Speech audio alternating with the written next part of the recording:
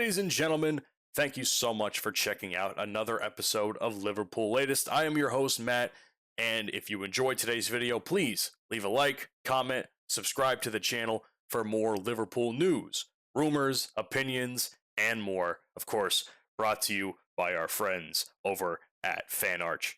I got a lot to talk about today, including the international break that we have going on.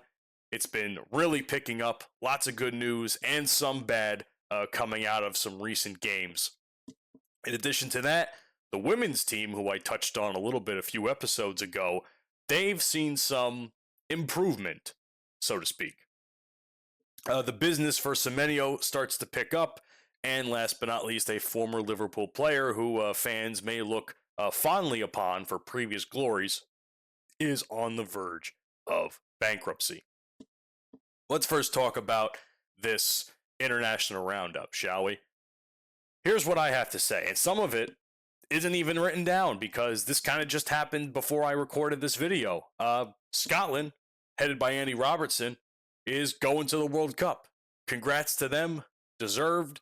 It's always nice to see other members of the men's team make it, so I'm very excited to see where that goes.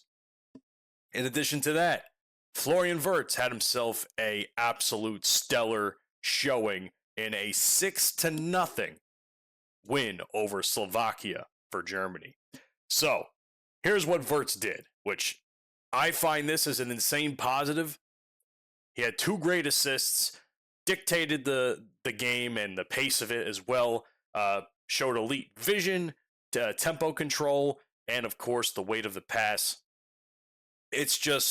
I'm just so happy to see Wirtz thrive in this environment because I hope it's going to put him back on track to do better when he gets back to the Premier League. I can't say much more than that. I mean, with all the media criticism he has received, and some of it rightfully so, when Wirtz is good, Wirtz is very good. And I think this showing, which was rated an 8.5 out of 10, for what he did for this game, it shows. I'm very happy for Wirtz in this case. The Netherlands also have themselves something to talk about and something to cheer about because they had a 4-0 win over Lithuania, thus also sending them to the World Cup. There's a couple of really great pictures out there, by the way, of Virgil van Dijk talking to the Netherlands locker room. And I gotta say, that might be one of the hardest VVD pictures I have ever seen. And I see that in a very pause way. Calm down over there, internet land. But I will say, there's this photo of his back, and he's talking to the locker room, and it's just, that's leadership right there. That's leadership. And you know what? Speaking of VVD, let's talk about it, man. I said leadership.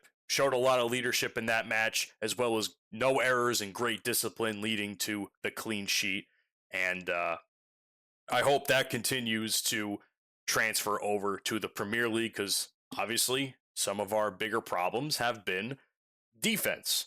And I'm not saying Virgil is the main cause of it, but sometimes his lack of leadership has affected us in games previously.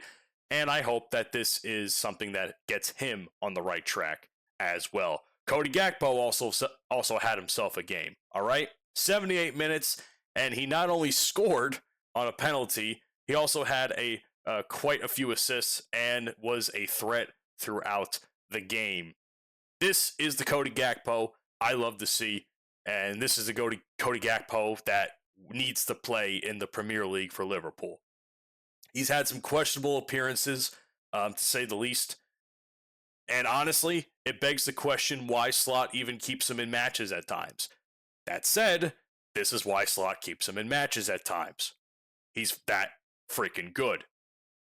And I know he's that freaking good based on the last couple of years of me watching him. It's just that he's having a tough time. But this is definitely going to help his confidence, and it's going to give him momentum going into this weekend's game. I do have some bad news, though, coming from the international break. Connor Bradley was a first-half sub and he was a possible injury concern in a 1-0 win over Luxembourg. Yeah, we have no idea what's going on. We don't know how it happened, why it happened. It's tough because we're already lacking a lot of depth on defense right now.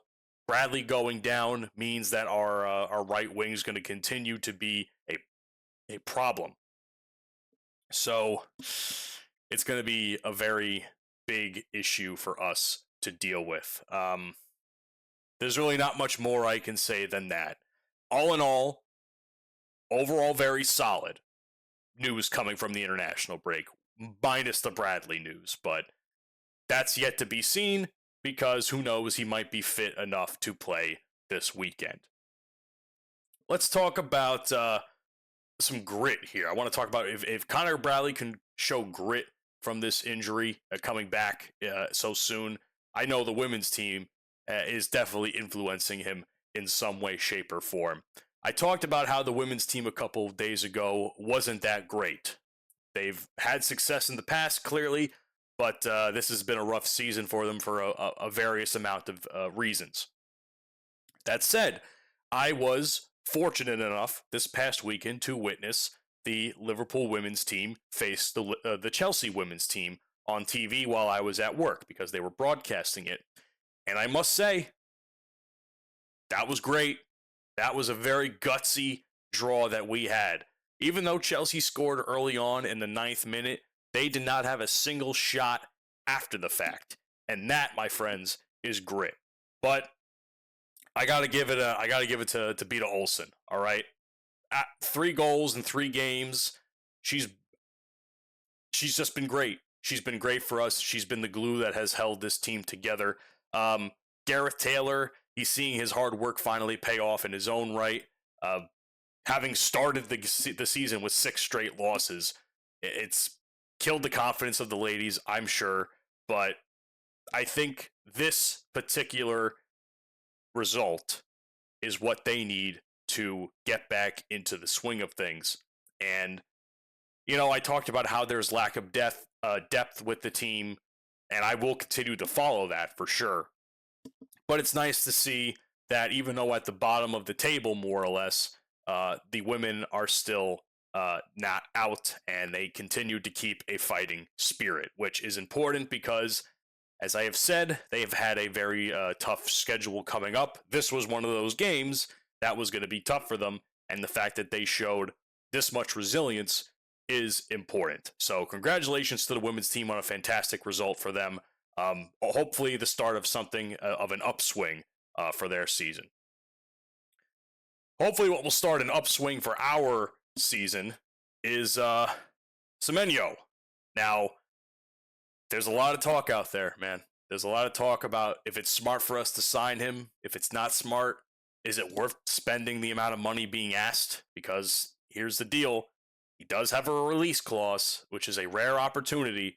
His contract has a release clause of $60 million plus $5 million in add-ons. So $65 million is active in January only, and then it drops this summer. So if Liverpool can move quickly, they can probably trigger it, and they also risk, if they wait, losing Semenyo to Man City, Tottenham, or end up in a bidding battle over the summer because I believe he'll be on a free at that point in time. So I don't really have to tell you how well he fits into the system. What I will say, it's important that we maybe pick him up because, I think he's a Ghana player. So Ghana has no stake in international play at this point in time, which means he doesn't have to go to AFCON. Salah, being that he is probably the best player in Egypt, will have to be in AFCON in some way, shape, and form. So it would make sense to have Semenyo as someone who is available to take his place. And I think that is one of the main reasons why I'm kind of in the boat for Semenyo. I understand that our issues are more than just striking, but we'll have to see where it goes from there. I am a bit concerned that maybe they're focusing on the wrong things at times. I think defense still needs to be locked down. I think the midfield still needs a couple of extra pieces. I still think Szoboszlai needs to be the main focus for the midfield, along with Gravenberg. So it's going to be something to behold in the next month or so. Last but certainly not least, unfortunately, a tragic situation in the sense. A Champions League hero is possibly facing bankruptcy. His name, as some of you might know, is Steve Finnan, and is a quiet legend, so to speak. Given the unforgettable night that we had in Istanbul in the 2005 Champions League win, and an absolute key figure in the Rafa Benitez era. So let's kind of break down what's happening here, because this is something that kind of it's been a slow news day for the most part, and this is something that came across my feed. So I think it's important to keep track of what's going on with older players too, because maybe talking about situations like this, bringing light to it, could help them potentially if it's for the right reasons, obviously. But he's facing bankruptcy proceedings over an unpaid debt of about $50,000. It was brought to the Central London County Court. He has appealed representing himself. No judge, no lawyer with him whatsoever. Very ballsy move, but the judge dismissed it. The High Court called his challenge completely hopeless and said it seemed like a delay tactic. Well, seems as though it all stems from a property venture with his brother Sean, and unfortunately it fell apart around 2016. Steve sued his brother, winning a $4 million High Court settlement in 2018, but he's unfortunately never received that money. So he's tried to force his brother into bankruptcy the following year.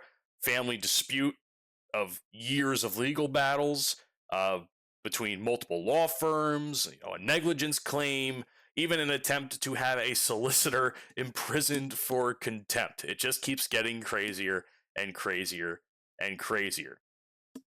Even though it's not millions in bankruptcy, it's only about $50K in unpaid legal costs. The court says the issue is clear, and the case is returning to the insolvency list. And it sucks for all of us because, well, it sucks for fans of that era, I should say. I can't speak for myself because I was not a fan during that time, so I'm not going to pretend to be something I'm not. But for people that do remember Steve Finnan's run in Liverpool, he had dependability.